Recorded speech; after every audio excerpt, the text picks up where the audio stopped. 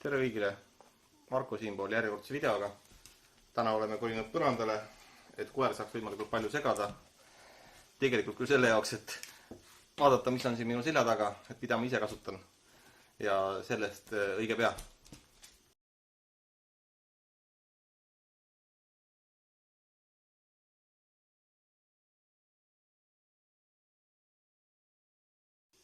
Firmas võib-olla ei nimeta, kuna keegi mind ei sponsoreeri, aga lihtsalt võib-olla väike ülevaade, keda huvitab. Et esimese asjana ilmselt hakkab silma UHD televiisor. Suurus on 65. See on nüüd juba siin vist paar aastat tulnud. Et tõsine plaan oli võtta 75. Olin peaaegu ära ostmas seda, aga ikkagi mõistuse hääl kutsus ja see oli meeletu hinnavahe oli ikkagi sel ajal.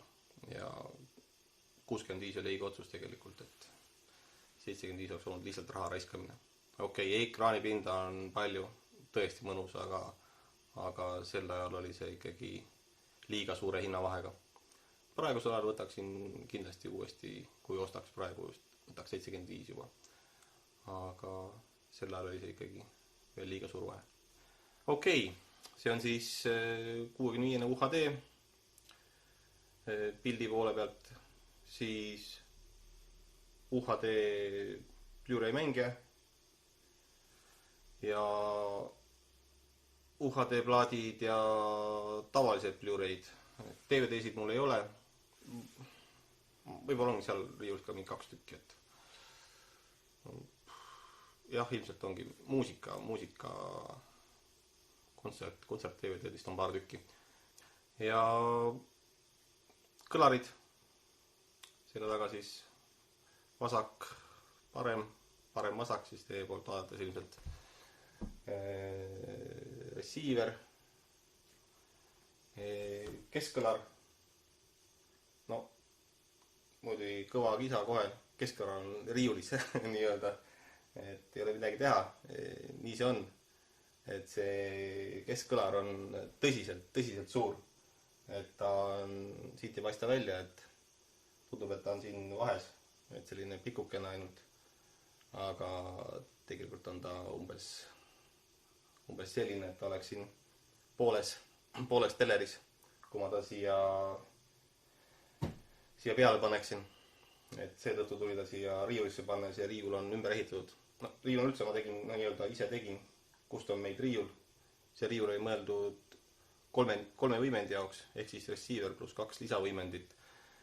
Ja selle arvestuse sai ta alguses tehtud, aga elud asjad on muutunud, et ei vaja enam seda lisavõimendust ja downgrade isin, et on ainult receiver nüüd, et piisab, et ei vaja hetkel seda lisajõudu kõlaritesse, et isegi praegu kannatab reference levelil kuulata seda filme, no nii enam-vähem, võib-olla natukene võiks tagasi võtta.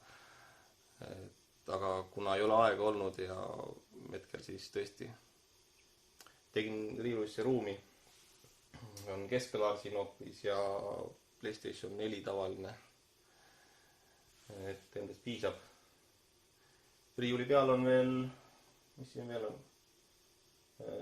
kõrvaklapid, juhtmevabad, Bluetoothiga saab siis ühendada teleriga ja muude vidinatega, et juhtmega kõrvaklappe pole aastaid kasutanud, ei soovita ka. Noh, muidugi võib kasutada, et ütleme, kui sa tahad tõesti kõige paremat asja, siis jah, aga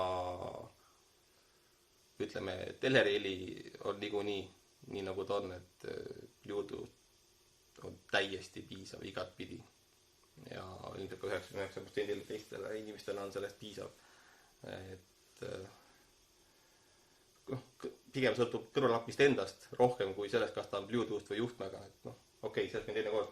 Siis veel ühed Bluetooth kõrvaklapid, spordi omad, väga head selle hinna kohta. Siis on puldid, teleripult ja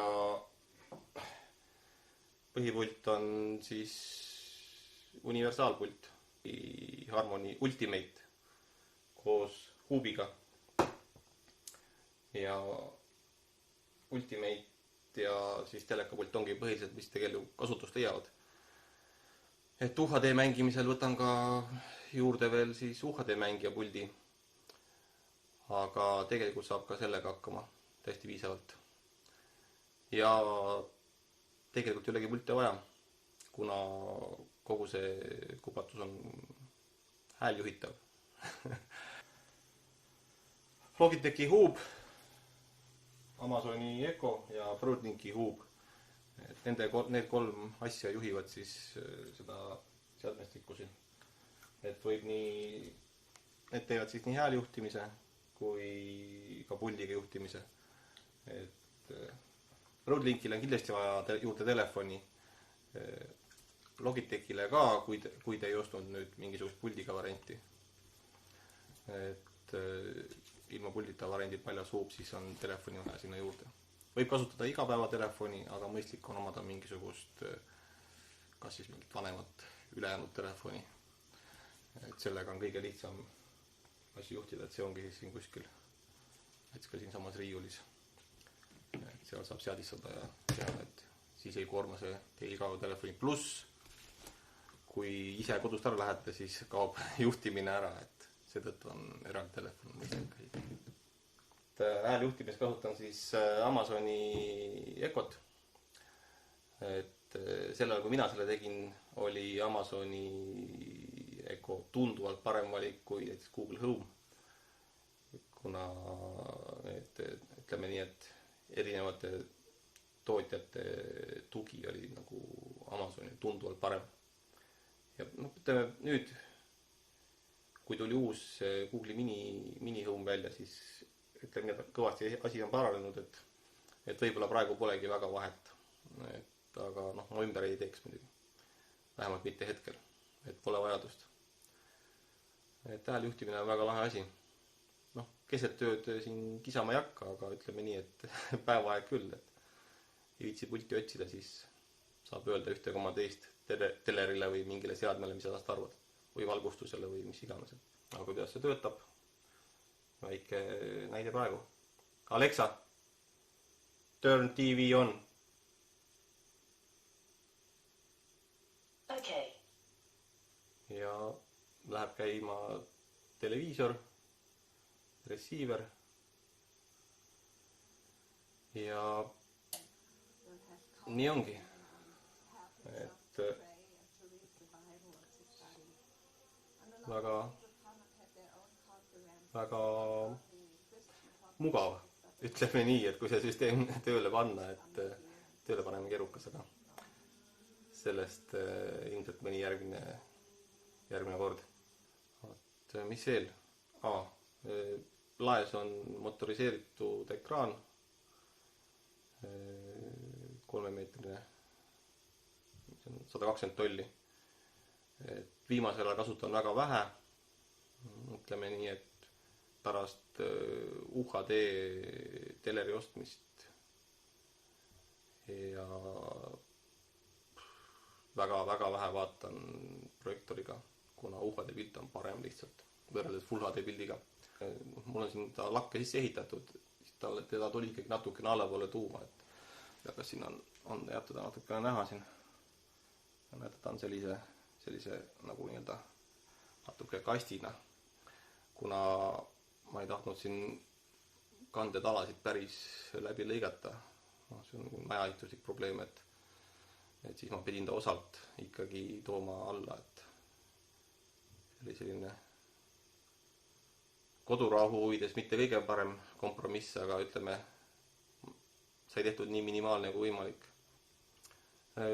Tagasein on, ma ei tea, kui hästi ta siin videos paistab, on selline pruunikas, kreemikas, hallikas, et mingi hetk oli see sein ka valge. Et kõik ilmselt teavad, et valgel taustal on kehva vaadata pilti. Ja ütleme nii, et vaatasin, ei olnud nagu, ei olnud hullu, aga niipea kui sai see tagasein tehtud selline tumedam, asi ikkagi läks tunduvalt paremaks. See, ütleme nii, et seda häirivat osa on tunduvalt vähem, mis pildi vaatamisel muidu, ütleme, võiks siin probleemiks saada. Et väga, väga mõnus. Et kindlasti ikkagi tume sein, et noh, kõik teavad seda, ma ise tean seda, aga ütleme nii, et disaini seisukohast oli see sein tükk aega valge ikkagi. Ja siis polegi siin muud.